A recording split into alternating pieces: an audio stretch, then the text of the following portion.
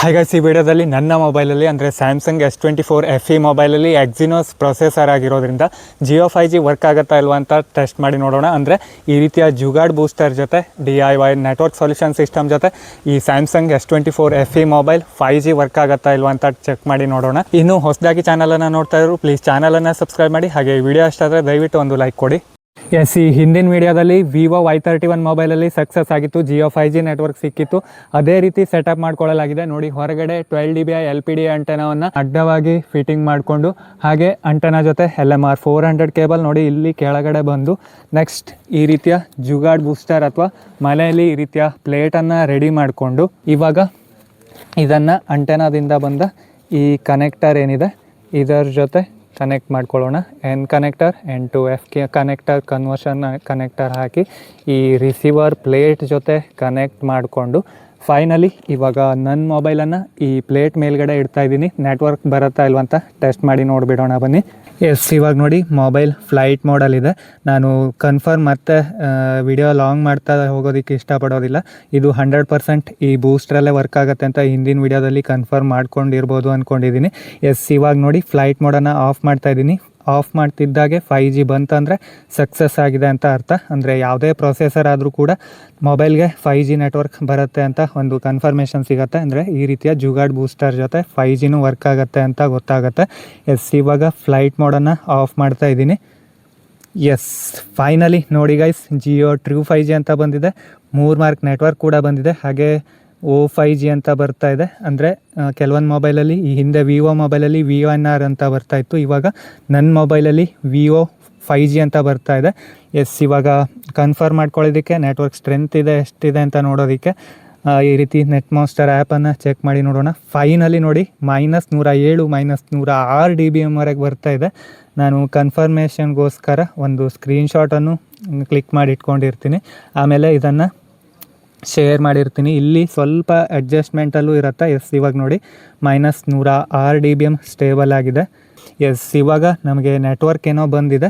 ಇವಾಗ internet work ಆಗುತ್ತಾ ಇಲ್ವಾ ಅಂತ ನೋಡೋದೇ ಮೇನ್ ಪರ್ಪಸ್. ಎಸ್, ಗೂಗಲಲ್ಲಿ ಸ್ಪೀಡ್ ಟೆಸ್ಟ್ ಅಂತ ಕೊಡ್ತಾ ಇದ್ದೀನಿ. ಎಸ್, ಇವಾಗ ನೋಡಿ ಗೂಗಲ್ ಕೂಡ ಬ್ರೌಸ್ ಆಗ್ತಾಯಿದೆ. ನೆಕ್ಸ್ಟ್ ಗೂಗಲ್ ಫೈಬರಲ್ಲೇ ಸ್ಪೀಡ್ ಚೆಕ್ ಮಾಡಿ ನೋಡೋಣ. ಇದರಲ್ಲಿ ಸ್ವಲ್ಪ ಮ್ಯಾಕ್ಸಿಮಮ್ ಸ್ಪೀಡೆಲ್ಲ ನಮಗೆ ಕ್ಲಿಯರಾಗಿ ಗೊತ್ತಾಗುತ್ತೆ. ಎಸ್, ಗೋ ಅಂತ ಕ್ಲಿಕ್ ಮಾಡ್ತಾ ಇದ್ದೀನಿ. ಎಸ್ ನೋಡಿ, ಎಸ್ ಫೈನಲಿ ನೋಡಿ ಜಿಯೋ 5G ಈ ನನ್ನ ಸ್ಯಾಮ್ಸಂಗ್ S24 FE ಮೊಬೈಲಲ್ಲಿ ಕೂಡ ವರ್ಕ್ ಆಗ್ತಾ ಇದೆ. ಅಂದರೆ ಜುಗಾಡ್ ಬೂಸ್ಟರ್ ಜೊತೆನೆ. ಜಸ್ಟ್ ಇದನ್ನು ಮೊಬೈಲ್ ಎತ್ತಿಬಿಟ್ರೆ ನೆಟ್ವರ್ಕ್ ಯಾವುದೇ ರೀತಿ ಬರೋದಿಲ್ಲ. ನೋಡಿ 13-14 MBವರೆಗೆ ಡೌನ್ಲೋಡ್ ಸ್ಪೀಡ್. ಎಸ್ ನೋಡಿ 2 MBವರೆಗೆ ಅಪ್ಲೋಡ್ ಸ್ಪೀಡ್ ಕೂಡ ಸಿಗ್ತಾ ಇದೆ. ಆದರೆ ಒಂದು ಬೇಜಾರು ಏನಂದರೆ ಅಲ್ಲಿ ಗುಡ್ಡದ ಟಾಪ್ ಏನಿದೆ ಅಲ್ಲಿ ಚೆಕ್ ಮಾಡಿದರೆ ನಮಗೆ ಮ್ಯಾಕ್ಸಿಮಮ್ ಡೌನ್ಲೋಡ್ ಸ್ಪೀಡ್ ಹಾಗೆ ಅಪ್ಲೋಡ್ ಸ್ಪೀಡ್ ಸಿಗುತ್ತೆ. ಆದರೆ ಈ ಒಂದು ಅಂಟೆನಾ ಹಾಕಿರೋದು ಮತ್ತು ಆ ಗುಡ್ಡದಿಂದ ತುಂಬ ಡೌನಲ್ಲಿದೆ. ಮತ್ತು ಟವರ್ ಅಂತೂ ಸಿಕ್ಕಾಪಟ್ಟೆ ದೂರ ಇರೋದ್ರಿಂದ ಸುಮಾರು 10-15 ಕಿಲೋಮೀಟರ್ ಡಿಸ್ಟೆನ್ಸ್ ಆಗೋದ್ರಿಂದ ಇಷ್ಟೊಂದು ನೆಟ್ವರ್ಕ್ ಲಾಸ್ ಆಗುತ್ತೆ. ಆದರೂ ಕೂಡ ನೋಡಿ ಡೌನ್ಲೋಡ್ ಸ್ಪೀಡ್ 12.8 MB. ಅಂದರೆ ಇದು ಲಾಸ್ಟಲ್ಲಿ ಎಷ್ಟು ನಮಗೆ ಮ್ಯಾಕ್ಸಿಮಮ್ ಸಿಗುತ್ತೋ ಅಷ್ಟನ್ನು ಶೋ ಆಗ್ತಾಯಿದೆ.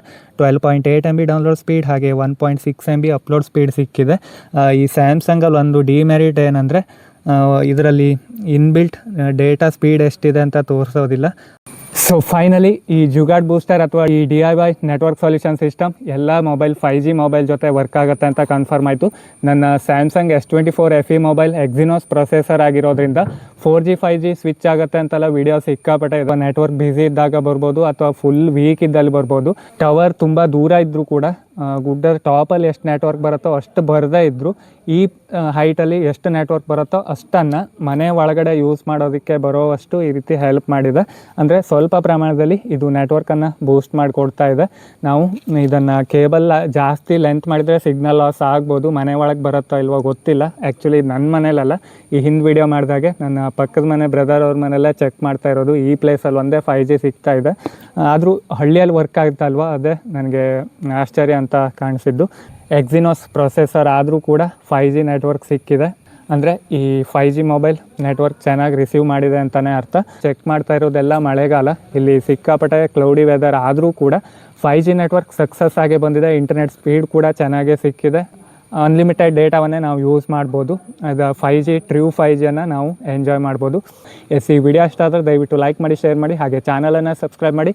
Thank you.